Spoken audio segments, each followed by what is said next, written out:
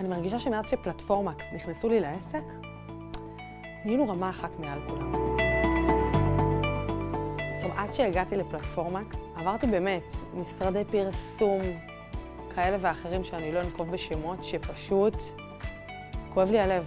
כואב לי הלב על מה אני חוויתי ועל איך שהם מתנהלים. וזה משהו שהוא נורא נורא כואב, במיוחד ששילמתי, אפשר גם להגיד מאות אלפי שקלים.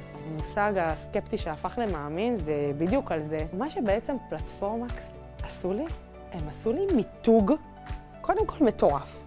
הם עשו לי דפי נחיתה כתובים ברמה גבוהה, עיצוב ברמה בינלאומית. אני באמת מתפארת במוצרים שהם בנו לי. אני כאילו עפה עליהם. אני מקבלת פה יחס מטורף. יש דדליינים ועומדים בהם. צוות מקצועי. יוכי בוחרת את הצוות שלה בקפידה. יש שם רמה של בנות מאוד גבוהה. אני לא ראיתי רמה כזאת. מה שהדהים אותי בתהליך, שלא הייתי צריכה לא לרדוף אחריהם. עשינו פגישה.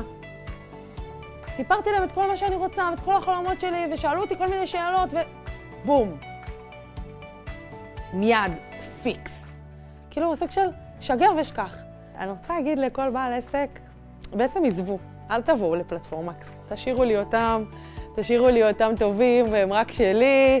לא, אני לא רוצה שהם יהיו כאלה עמוסים ולא יהיה להם זמן בשבילי.